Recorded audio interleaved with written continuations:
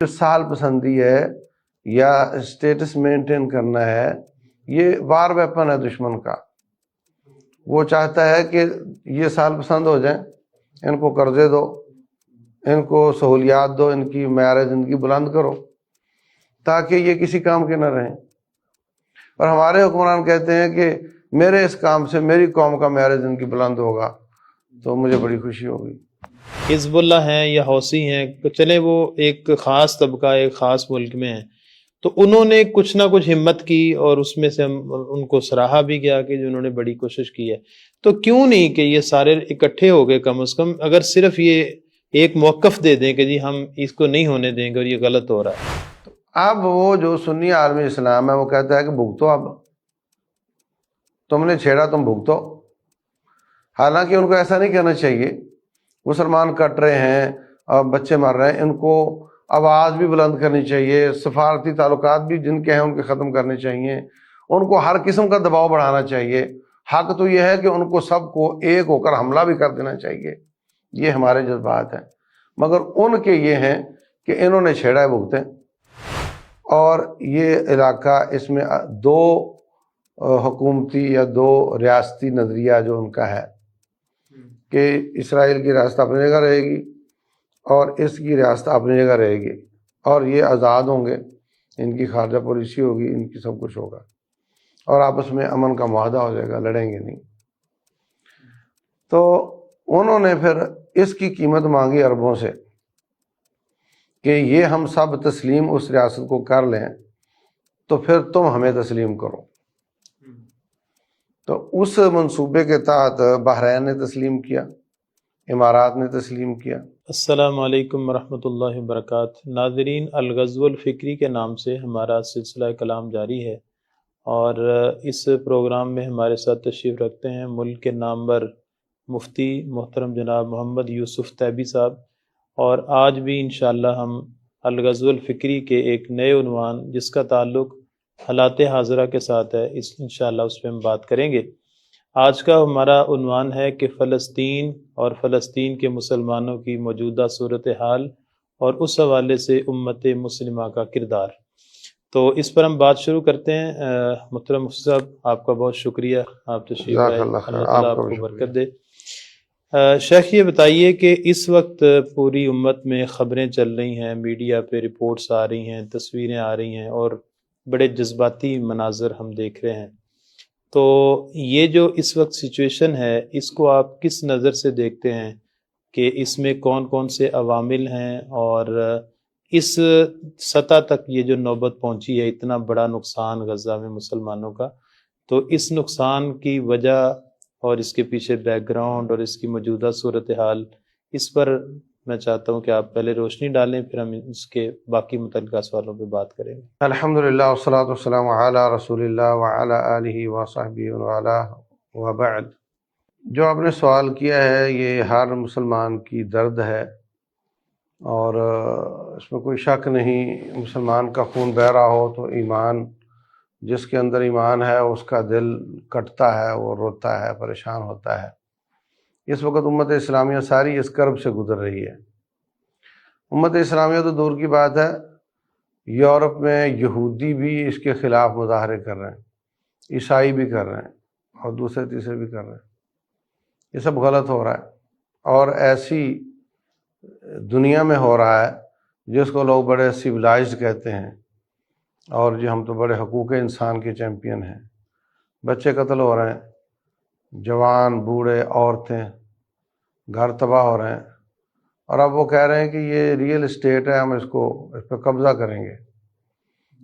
You N کے charter میں سب ایسا نہیں ہے، مگر یو این ان کی باندھی ہے، جس طرف چاہیں اس کو موڑ لیں۔ افغانستان کو تاراج کر دیا اور کوئی دلیل نہیں دی کہ وہ حملہ افغانیوں نے کیا تھا۔ عراق کو تاراج کر دیا اور بعد میں کہا جی وہ اسلحہ تو ہمیں ملا ہی نہیں۔ تو یہ اصل میں جنگل کا قانون ہے، جس کی لاٹھی اس کی بھینس، مائٹ از رائٹ۔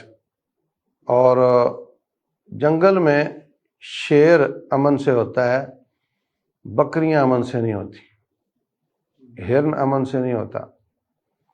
تو اس جنگل میں وہ 2 دفعہ ایٹم بم چلا کر بھی پرامن ہیں، اور ہم نے کبھی نہیں چلایا اور کہتے ہیں جی یہ خطرے میں ہے اور یہ خطرناک ہاتھوں میں جا سکتا ہے۔ تو یہ صرف وہی ہے کہ جنگل کا قانون ہے۔ تو جنگل میں اگر کسی نے امن کے ساتھ رہنا ہے تو وہ اپیلوں کے ساتھ نہیں ہوگا، فاختائیں اڑانے سے نہیں ہوگا، اس کے لیے آپ کو شیر بننا پڑے گا۔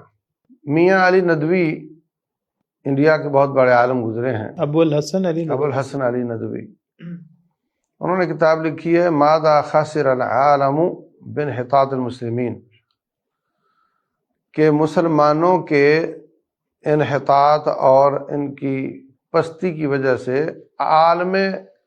پورے عالم کو کتنا نقصان ہوا ہے۔ زبردست۔ مسلمانوں کو جو ہونا تھا ان کو کتنا ہوا ہے۔ یعنی آپ اس کی مثال یوں سمجھیں کہ ایک پہرے دار ہے اور اس کے پاس گن ہے، اور دوسرا چور ہے جو چوری کرنا چاہتا ہے، پہرے دار اس کو منع کرتا ہے، اور وہ پہرے دار اگر پرامن طریقے سے گن اس کو پکڑا دے اور خود گھر چلا جائے تو اس معاشرے کا کیا حال ہوگا۔ تو جو مشرک ہے وہ شرک کرتا ہے، اور شرک ظلم عظیم ہے، وہ ظالم ہے، اور جو مومن ہے وہ امن سے ہے، وہ ظلم ہے، یہ امن ہے۔ مسلمان سلامتی سے ہے، یہ امن و سلامتی ہے، اور وہ ظلم ہے۔ تو جب یہ اپنی گن ان کو پکڑا دیں گے تو پھر دنیا میں کہیں امن نہیں آ سکتا۔ یعنی طاقت جب مسلمان اپنے ہاتھوں کی بجائے دوسروں کے ہاتھ میں دیں گے۔ ہاں، تو اس کا ایک سبب تو یہ ہے کہ ہم نے شیشے کے گھر بنانے شروع کیے۔ آپ کہو گے حکمران ایسے ہیں، فوج ایسی ہے، تو میں بھی تو ایسا ہوں، میں بھی تو اسی کو ووٹ دیتا ہوں جو ملک کو مقروض کرے اور موٹر وے بنائے اور پل بنائے اور میٹرو ٹرین چلا دے، میں اس کو ووٹ دیتا ہوں نا، جو مقروض کرے۔ اور جب بندہ مقروض ہو جاتا ہے اس کے 2 نقصان ہوتے ہیں، ایک تو آپ شیشے کے گھر میں رہنے لگ گئے، اور جس کا گھر شیشے کا ہو وہ کسی سے لڑائی نہیں کر سکتا، اور دوسرا نقصان یہ ہوا کہ آپ کے گلے میں بیلٹ آ گیا اور وہ اس کے ہاتھ میں چلا گیا، اس کی رسی اس کے ہاتھ میں چلی گئی۔ اگر آپ ذاتی طور پہ 70 لاکھ والی گاڑی 90 لاکھ کی بینک سے لے لیتے ہیں تو آپ جہاد پر تو نہیں جا سکتے۔ میں تو وہ کہیں گے تو نہیں جا سکتا، تن آسانی کی طرف۔ تو ایک طرف آپ کار لے کر بیکار ہو گئے، اور دوسری طرف آپ ان کے غلام ہیں، آپ جا نہیں سکتے۔ تو جو اس انڈیویجول کا حال ہے وہی ان جماعتوں کا حال ہے، وہی ان حکومتوں کا حال ہے، وہی ان فوجوں کا حال ہے۔ سارے کے سارے ہی ان سے پیسے لے کر بیٹھے ہوئے ہیں۔ جس ملک نے 29 تاریخ کو ہاتھ پھیلانا ہو جی پیسے دو تاکہ میں تنخواہیں دوں، وہ کیا کرے گا؟ تو ہم نے اپنی جو تھی کہ گزارا والی پالیسی وہ ترک کی، انڈیویجولز نے بھی، جماعتیں بھی، ملٹی نیشنل کمپنیوں کی طرح ان کی گاڑیاں ہیں، ان کے دفتر ہیں، اور حکومتیں بھی۔ بہت زیادہ معیشت کمزور ہے مگر کتنی زیادہ گاڑیاں منگوائی ہیں اس حکومت نے۔ تو یہ سب ہوتا ہے۔ تو ایک طرف مقروض ہونا، مقروض آدمی جہاد نہیں کر سکتا، دوسری طرف اس کا جو سہل پسند ہونا ہے یہ اس کو رکاوٹ، پاؤں کی زنجیر بن جاتا ہے۔ عمر بن خطاب رضی اللہ عنہ مجاہد آدمی تھا، انہوں نے جبری فقر اختیار کیا تھا۔ ایک ہوتا ہے اختیاری فقر، ایک ہوتا ہے جبری۔ تو پہلے جبری تھا، پھر انہوں نے اختیاری کو بھی اپنے اوپر لاگو کر لیا۔ مثلا نبی صلی اللہ علیہ وسلم جب پیٹ پر پتھر باندھ رہے ہیں تو اس وقت وہ جبری فقر تھا۔ جبری فقر سے مراد شیخ آپ کی؟ مطلب آپ کے پاس پیسہ ہے ہی نہیں، آپ مجبور ہیں پیٹ پر پتھر باندھنے پہ۔ اور دوسرا یہ ہے کہ پیسہ ہے آپ کے پاس مگر آپ اس کو بہت ہی گزارے کے حساب سے استعمال کر رہے ہیں، اس کو ہم اختیاری کہیں گے، یہ اختیاری فقر ہے۔ اب آخری دن رسول اللہ صلی اللہ علیہ وسلم کی بیویوں کے لیے آپ نے زرا گروی رکھ کر یہودی سے جو لیے ہوئے تھے، اور پیسہ بہت تھا آپ کے پاس، مگر سب صدقہ کر دیتے تھے۔ ہر مارکے کا 1/5 ان کو ملتا تھا ذاتی، اور جو علاقے بغیر جنگ کے فتح ہوئے وہ ٹوٹل ان کے ہوتے تھے۔ اچھا، عمر بن خطاب رضی اللہ عنہ بیت المقدس کی چابیاں لینے جاتے ہیں، 1200 کلومیٹر کا فاصلہ ہے، اسی فلسطین کی فتح کے موقع پر جی، اور آدھی دنیا کا امیر المومنین ہے، اور 600 کلومیٹر پیدل سفر کرتا ہے۔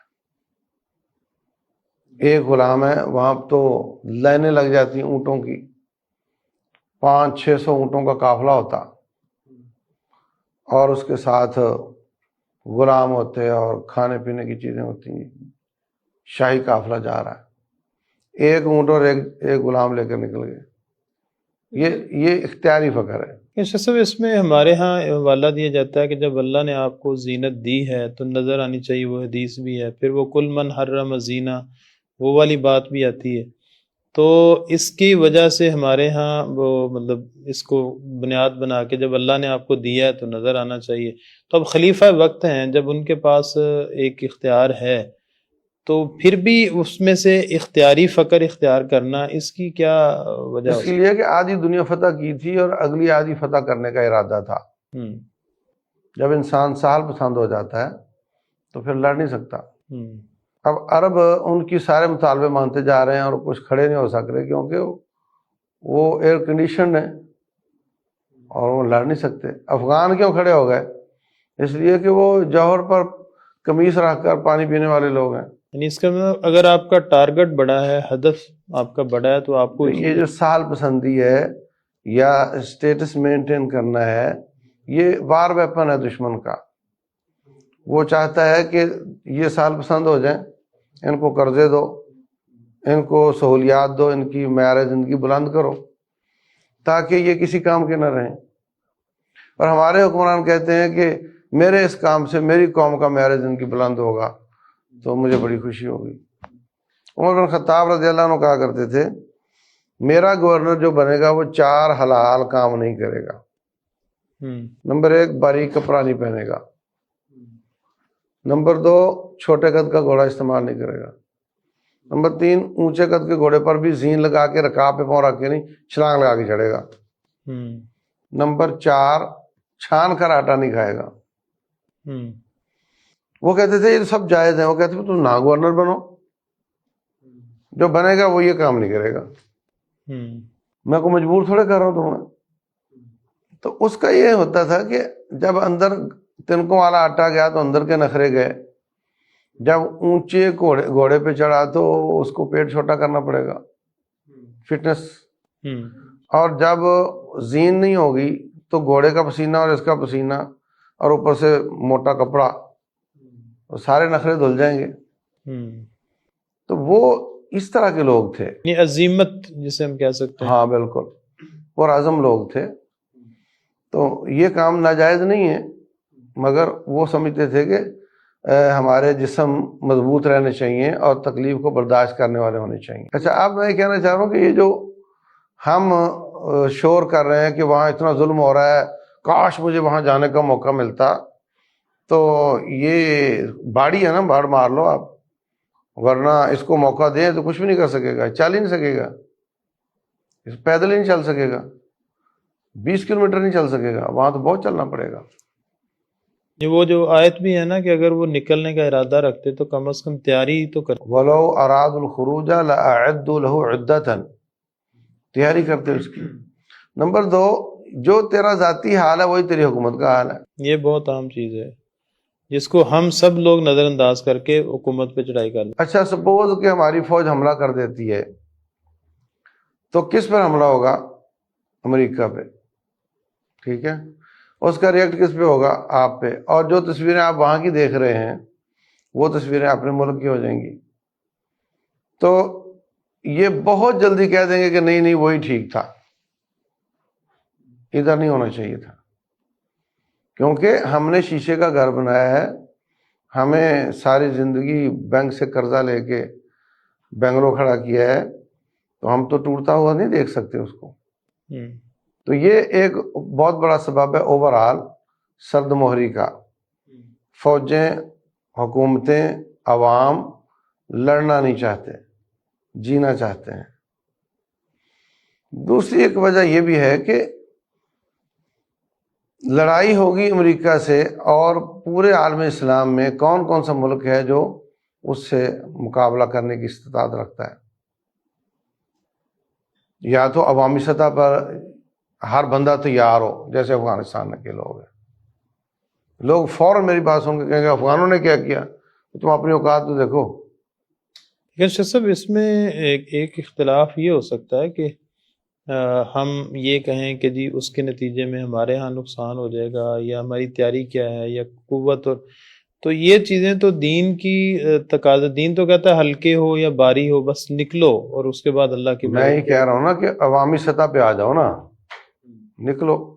جس طرح افغانیوں نے کیا اس طرح کا ہو جائے تو انشاءاللہ اللہ مدد کرے گا، اور دنیا کی کوئی طاقت ہمیں ہرا نہیں سکے گی. لیکن اگر آپ عوامی سطح پر نہیں شروع کرتے، پھر اس میں ٹوٹل ڈسٹرکشن کا بھی ذہن میں رکھو نا. ان کی تصویریں بھی آنکھوں کے سامنے لاؤ نا. یعنی پھر آپ مکمل نتیجے کے لیے تیار ہو جاؤ نا، انشاءاللہ پھر جیت ہماری ہوگی. لیکن اس میں شیخ جو ایک بڑی سرد مہری نظر، جیسے ٹھیک ہے کہ ہماری تیاری نہیں ہے وہ سارا، لیکن جو سربراہان ہیں، رسپانسیبل لوگ ہیں امت کے، ان کی طرف سے یعنی ایک بہت بڑا یہ بیان، ویسے تو یہ ایک لفظ بن گیا ہے کہ بھی یہ صرف نعرہ ہی لگا دیں، تو آپ نہیں سمجھتے کہ اگر کم از کم یہ سارے ایک کانفرنس بلا لیتے، OIC سارے مسلمان حکمران اکٹھے ہو جاتے اور وہ سارے ایک کم از کم ایک بیانیہ پاس کرتے کہ بھئی یہ کام نہیں ہونے دیں گے اور آپ ظلم کر رہے ہیں، اور یہ تصویریں اور ویڈیو سب کے سامنے. اچھا، اس میں حوالہ دوں گا، جیسے حزب اللہ ہیں یا حوثی ہیں، چلے وہ ایک خاص طبقہ ایک خاص ملک میں ہیں، تو انہوں نے کچھ نہ کچھ ہمت کی، اور اس میں سے ہم ان کو سراہا بھی گیا کہ انہوں نے بڑی کوشش کی ہے. تو کیوں نہیں کہ یہ سارے اکٹھے ہو گئے، کم از کم اگر صرف یہ ایک موقف دے دیں کہ جی ہم اس کو نہیں ہونے دیں گے اور یہ غلط ہو رہا ہے، تو اس میں کیا رکاوٹ ہے؟ یہ بسم اللہ الرحمن الرحیم. پہلی بات تو یہ کہ ان کو موقف دینا چاہیے، ان کو OIC بلانی چاہیے، ان کو دباؤ ڈالنا چاہیے، ان کو سرکاری طور پہ بائیکاٹ کرنا چاہیے ان کے پروڈکٹ کا. یہ سب ان کو کرنا چاہیے. لیکن جو صورتحال بنی ہوئی ہے نا، وہ عرب لوگ ان کے پاس پیسہ ہے اور قوت نہیں ہے، ہمارے پاس قوت ہے اور پیسہ نہیں ہے. اور پیسہ جو ہمارے پاس تھا وہ ہمارے حکمرانوں نے قرض لے لے کر ملک کو مقروض کر دیا. ٹھیک ہے، تو اب اس کا نتیجہ یہ ہے کہ کوئی بھی ہمت نہیں کر پا رہا. دوسری بات ایک اور ہے، وہ غزو الفکری سے تعلق رکھتی ہے. وہ تھوڑی کڑوی بات ہے، سمجھنے کی بات ہے، مگر حقیقت ہے. وہ اس طرح ہے کہ جو ہماری مسجد، محلے اور فرقہ واریت کی لڑائیاں تھیں نا، وہ چلتے چلتے ملکی لیولوں پہ ہو چکی ہیں. وہ جو سوچ کہ یہ فلاں مسلک کی مسجد ہے، یہ فلاں مسلک کی مسجد ہے، اور ان کی نوک جھوک اور ان کے مناظرے، ان کے یہ سوچ بدقسمتی سے ملکوں کی لیول پہ چلی گئی ہے، جو نہیں ہونی چاہیے تھی. میرا خیال ان کو موقع ہی تب ملا جب ان کو یہ سمجھ آ رہی ہے کہ یہ اس حد تک آپس میں. ہاں، اب آپ دیکھیں کہ پچھلے 20 سال ایران نے کیا کردار ادا کیا ہے. آپ کہہ رہے ہیں نا کہ انہوں نے میزائل بھی مارے ہیں، اور ان کے حوثیوں نے بھی، اور انہوں نے بھی کیا ہے. انہوں نے پچھلے 20 سال، بلکہ اب تو 2001 سے لگا لیں آپ، کیا کام کیا ہے. اب بات یہ تھی کہ جو سنی عالم اسلام ہے نا، اب مجھے افسوس کے ساتھ یہ لفظ بولنے پڑ رہے ہیں کہ یہ جو مسجد کی لڑائی تھی نا، وہ چلی گئی انٹرنیشنل لیول پہ. ان کا فلسطین کے لیے ڈیزائن یہ تھا کہ جس طرح وہ فلسطین کا حصہ جس میں بیت المقدس واقع ہے، 3 ٹکڑے ہیں نا اس کے، ایک وہ حصہ جس میں بیت المقدس واقع ہے، ایک ٹکڑا جو اسرائیل کے پاس ہے، اور ایک جو غزہ ہے. ان کے ساتھ ان کی یہ طے ہو گیا کہ بھی آپ ادھر رہو سکون کے ساتھ، اور تمہاری حکومت بھی ہوگی، تمہارا صدر وزیر اعظم بھی ہوگا، اور تمہیں نہیں چھیڑا جائے گا۔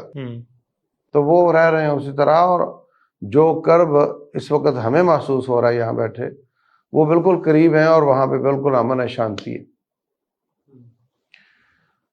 دوسری طرف یہی ڈیزائن تھا ان کا دوسری طرف غزہ کے لیے بھی، کہ جو بڑے سٹیک ہولڈر ہیں عربوں کے، وہ لوگ کہتے تھے کہ اسرائیل واپس ہو جائے گا اپنی غالباً 1967 کی جو حیثیت تھی، کیفیت تھی، اس پہ چلا جائے گا، اور یہ علاقہ اس میں دو حکومتی یا دو ریاستی نظریہ جو ان کا ہے، کہ اسرائیل کی ریاست اپنی جگہ رہے گی اور اس کی ریاست اپنی جگہ رہے گی، اور یہ آزاد ہوں گے، ان کی خارجہ پالیسی ہوگی، ان کی سب کچھ ہوگا، اور آپس میں امن کا معاہدہ ہو جائے گا، لڑیں گے نہیں۔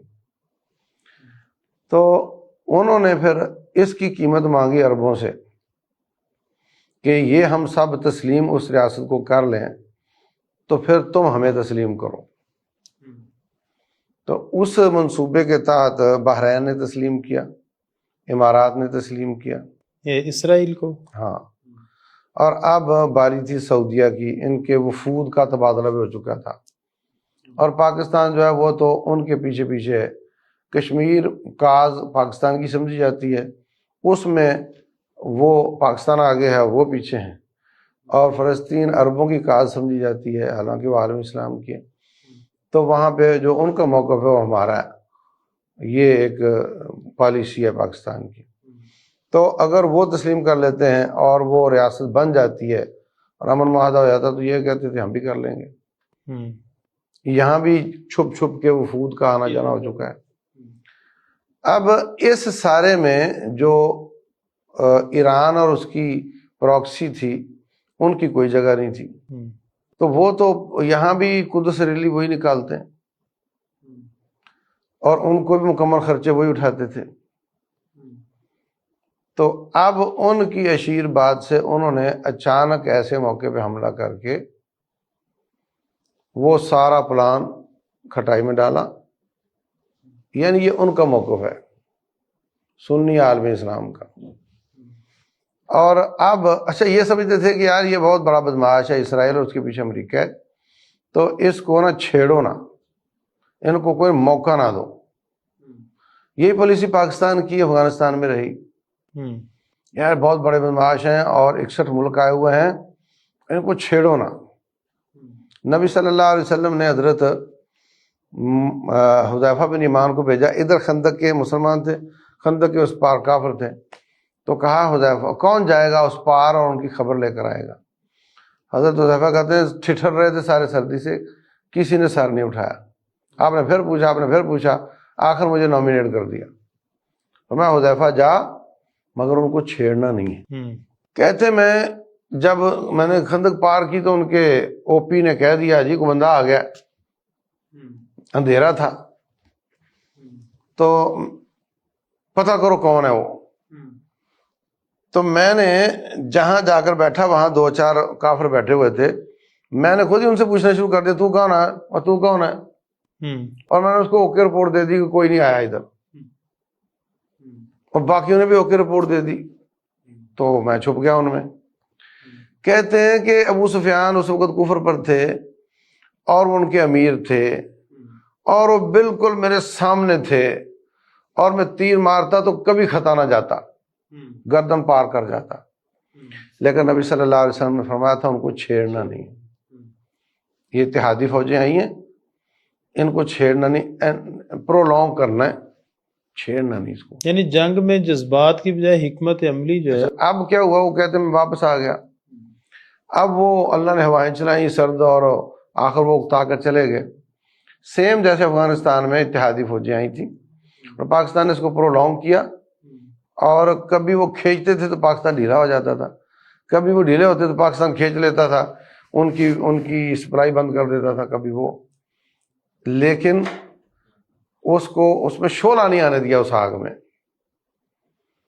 تو یہ پالیسی تھی کہ یہ جو دشمن ہے یہ بہت بڑا ہے اور روس اس کے مقابلہ کرتا ہے، ہم نہیں کر سکتے، تو اس کو چھیڑو نا۔ اب ان میں سے اس نے چھیڑ دیا ان کو، تو اب وہ جو سنی عالم اسلام ہے وہ کہتا ہے کہ بھگتو، اب تم نے چھیڑا تم بھگتو۔ حالانکہ ان کو ایسا نہیں کرنا چاہیے، مسلمان کٹ رہے ہیں اور بچے مر رہے ہیں، ان کو آواز بھی بلند کرنی چاہیے، سفارتی تعلقات بھی جن کے ہیں ان کے ختم کرنے چاہیے، ان کو ہر قسم کا دباؤ بڑھانا چاہیے۔ حق تو یہ ہے کہ ان کو سب کو ایک ہو کر حملہ بھی کر دینا چاہیے، یہ ہمارے جذبات ہیں، مگر ان کے یہ ہیں کہ انہوں نے چھیڑا ہے بھگتیں۔ اور پھر وہ آپ جانتے ہیں اسماعیل ہنیہ آئے تھے، وہ یہی کہنے آئے تھے کہ بھی آؤ نا اب، تو ان کے ہی بندے نے مخبری کروا کے ان کو قتل کروا دیا، شہید کروا دیا۔ دوسری پراکسی جو تھی وہاں بھی بندہ ان کا ہی ملا اور اس نے اس کی مخبری کی اور وہ بھی قتل ہو گیا۔ اب یہ دونوں گئے۔ تیسری پراکسی جو حوثیوں کی ہے اس کے پیچھے سے خود پڑے ہوئے ہیں اور اصل کے پیچھے بھی پڑے ہوئے ہیں کہ تو نے چھیڑا ہے، اب ادھر آ سامنے، مگر وہ اب سامنے نہیں آ رہے۔ تو یہ ہے وہ وجہ جس وجہ سے اڑوس پڑوس کے ساری سنی عالم اسلام ہے نا، اس میں سرد موری ہے۔ وہ اس جنگ کو اپنے گلے میں نہیں ڈالنا چاہتے، وہ اس شعلے کو وہ کانٹے کے ساتھ لگی ہوئی بوٹی سمجھتے ہیں جس کے ساتھ بڑی مچھلی کا شکار کیا جاتا ہے، اور سمجھتے ہیں کہ اس کے ساتھ اس کو جہاں روک سکتی وہاں روکو، ورنہ اگر اس میں ہم کودے تو وہ جو جا رہے ہیں وہ تو جائیں گے ہی، اور جو نہیں جا رہے وہ بھی جائیں گے۔ جب آگ لگتی ہے نا کھیتوں میں تو جو عقل مند ہوتے ہیں وہ 8-10 کھیت آگے جا کر ہل چلا دیتے ہیں۔ فصل میں خشک گندم ہے، اس کو آگ لگ گئی ہے، 8-10 ایکڑ آگے جا کے ہل چلا دیتے ہیں، تو وہاں سے گندم ختم ہو جاتی ہے تو آگ وہاں رک جاتی۔ تو اس وقت یہ نہیں ہوتا کہ اس کو بجھاؤ، اس وقت یہ ہوتا ہے کہ اس کو اگلے علاقے کو بچاؤ۔ تو ان کے خیال میں اس طرح ہے، میں نمائندگی نہیں کر رہا، میں بجا طور پہ سمجھتا ہوں کہ بھوکوں کو کھانا کھلانا چاہیے اور ان کی ہر قسم کی مدد کرنی چاہیے، اور سفارتی بھی اور آواز بلند کرنے کی بھی، اور جو کچھ ان سے ہو سکتا ہے۔ وہ مسلمان ہے، اگر انہوں نے ان سب کو اعتماد میں لیے بغیر غلطی بھی کی ہو تو تب بھی مسلمان ہونے کے حساب سے وَإِنِ اسْتَنْصَرُوكُمْ فِي الدِّينِ فَعَلَيْكُمُ النَّصْرُ، ان کی مدد کرنی چاہیے۔ مگر آپ کا سوال تھا کہ سرد موری کیوں ہے، تو اس میں وہ فکری دیوار اور فکری سرحدیں ہیں، کیونکہ یہ جو پراکسیز ہیں اور وہ جن کے ساتھ ولا اور دوستی ہے، مطلب وہ سمجھتے ہیں کہ اگر ہم مدد کریں گے تو ان کی مدد ہو جائے گی جنہوں نے حملہ کروایا۔ مطلب سوچ یہ ہے، حقیقت کیا ہے اللہ جانتا ہے۔ اچھا شیخ، اس میں نتیجہ تو ہم دیکھتے ہیں کہ وہ بہت خطرناک ہے، یعنی بالآخر مسلمانوں کا ہی نقصان ہو رہا ہے، غلطی جس کی بھی ہو، وہ بھی ہمارے ہی مطلب مختلف ممالک ہو سکتے ہیں، فرقے ہو سکتے ہیں۔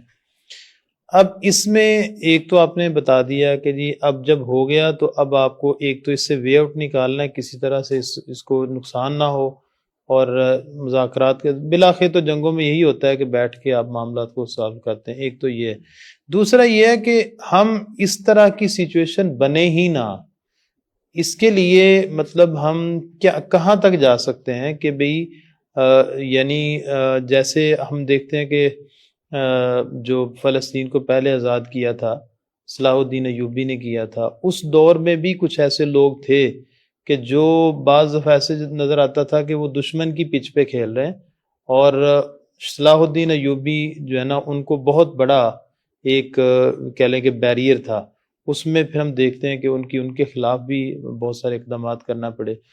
تو ہم اس میں کیا مطلب ہو سکتا ہے کہ وے آؤٹ کیا ہے کہ کل اور کوئی شرارت کرے، کوئی چیز ہو تو پھر ہم نقصان کر بیٹھیں، تو اس سے نپٹنے کا وہ کیا یعنی ہونا چاہیے؟ ایک تو یہ ہے کہ ہم فکری طور پہ مسلمانوں کو یہ جو تفریق ہے فرقوں کی ہے اس کو کم کریں، یہ آپ نے بہت ایک بیسک بات بتائی کہ اس کو ہم ملک لیول تک لے گئے. تو اس کے علاوہ اگر کوئی پھر بھی نہیں ہے، جیسے اعلیٰ کار ہوتے ہیں لوگ نا، نبی صلی اللہ علیہ وسلم کے دور میں بھی یوز ہوتے تھے لوگ، تو اس کے لیے سنت کیا ہے، دین ہمیں کیا بتاتا ہے کہ آپ نے کس طرح سے اس مسئلے کو ٹیکل کرنا ہے؟ دیکھیں، پاکستان نے بہت زیادہ کوشش کی ہے سعودیہ اور ایران کو قریب کرنے کی، اور اب آپ جانتے ہوں کہ سفارتی تعلقات بھی شروع ہو گئے تھے. تو یہ اسی طرف جاتی ہے نا بات کہ وہ وہاں بیٹھ کے ان کو پریشان کرنے کی کوشش کرتے رہے، وہ ادھر بیٹھ کے ان کو پریشان کرنے کی کوشش کرتے ہیں، تو مل بیٹھ جائیں تاکہ کافر اس سے فائدہ نہ اٹھائے. تو جب وہ آپس میں مل بیٹھیں گے تو ان کی پراکسیاں بھی بالکل خاموش ہو جائیں گی، سمجھے نا. تو یہ بہت اچھی کوشش تھی پاکستان کی اور ہے، اور اس میں بہت بڑا کردار چائنا نے بھی ادا کیا ہے اور ان کے تعلقات شروع کروا دیے ہیں.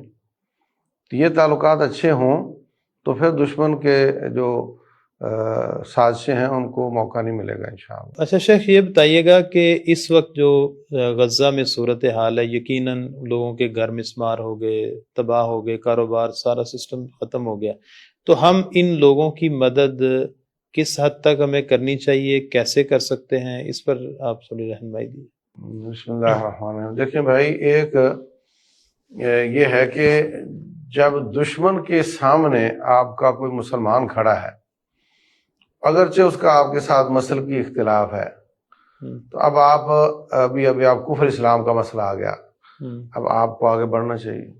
افغانستان کے جو مسلمان ہیں ان کے ہمارے ساتھ عقیدے میں کئی چیزیں مختلف ہیں، مگر ہم نے روس کے زمانے میں بھی، پاکستان نے بھی اور جماعتوں نے بھی بھرپور مدد کی، اور اتحادی فوجیں جب آتی ہیں تو بھی ان کی بھرپور مدد کی جماعتوں نے بھی اور پاکستان نے بھی، اور یہ نہیں دیکھا کہ ان کا عقیدے میں کیا جھول ہے اور ہمیں کس بات سے اختلاف ہے. اگر ہم یہ کہہ کر لوگوں کی مدد چھوڑتے جائیں گے تو پھر مطلب ہمیں اپنے عقیدے والے کہاں ملیں گے کہ وہ ان کی صرف مدد کریں. ویسے تو آپ انسانی ہمدردی کے لیول پہ بھی کر سکتے ہیں نا. اسی طرح یہ حماس ہے، ان کے ساتھ فکری اختلاف ہونے کے باوجود تمام جماعتوں کو اور تمام ملکوں کو آگے بڑھ کر اس خون کو بند کرنا چاہیے، بھوکوں کو کھانا ملنا چاہیے، اور خیمے اور چھت ملنی چاہیے، اور یہ سارے جو انسانی ہمدردی کے اور ان کے لیے آواز اٹھانا، ان کے لیے بائیکاٹ کرنا، یہ سب کام ہمیں کرنے چاہیے. جماعتی لیول پر بھی کرنے چاہیے. بہت آفرین کے لائق ہیں وہ جماعتیں جو ان کی اس وقت مدد کر رہی ہیں. تو سرکاری لیول پر بھی اور جماعتی اور ذاتی لیول پر بھی جو کچھ ہو سکے ہمیں ان کی مدد کرنی چاہیے. یہ نہیں دیکھنا چاہیے کہ انہوں نے شروع کی اور کس نے شروع کروائی، اور یہ بھی نہیں دیکھنا چاہیے کہ اب جو ان کے نظریات کیا ہیں، بلکہ اب وہ یہودیوں اور عیسائیوں کے مقابلے میں کھڑے ہیں، تو اب مسلمانوں پر فرض ہے کہ ان کی مدد کی جائے. بہت شکریہ شیخ، جزاک اللہ. آج فلسطین کے حوالے سے اور اس ایشو کے حوالے سے بہت سیر اصل گفتگو ہوئی، جو مجھے بات یقیناً آپ کو بھی بہت ساری چیزیں مجھے یہ سمجھ آئی کہ یہ جو ہم نے فکری طور پر ایک دوسرے کے ساتھ اختلافات اور فرقہ وارانہ تعصبات کو ہوا دی ہے، یہ سٹریٹ لیول سے، انڈیویجول لیول سے اٹھ کے ملکی لیول تک جب پہنچی تو اس نے امت کا بہت بڑا نقصان کیا ہے. اگر ہم اس کو جو ہے وہ کمپرومائز کریں، برداشت کریں، جس طرح نبی صلی اللہ علیہ وسلم نے کیا، منافقین کے ساتھ کیا، اسی طرح ہم ایک دوسرے کو صبر اور تحمل کے ساتھ برداشت کریں تو یہ مسئلہ انشاءاللہ حل ہو سکتا ہے. باقی اس کے جو جہادی پہلو ہے، اجتماعی پہلو ہے، باقی جو شیخ نے بتائے ہیں، یقیناً وہ ساری سلوشنز ہیں، لیکن فکری طور پہ ہمیں یہ فرقہ وارانہ تعصبات سے باہر نکلنا ہوگا. بہت شکریہ، جزاکم اللہ خیر.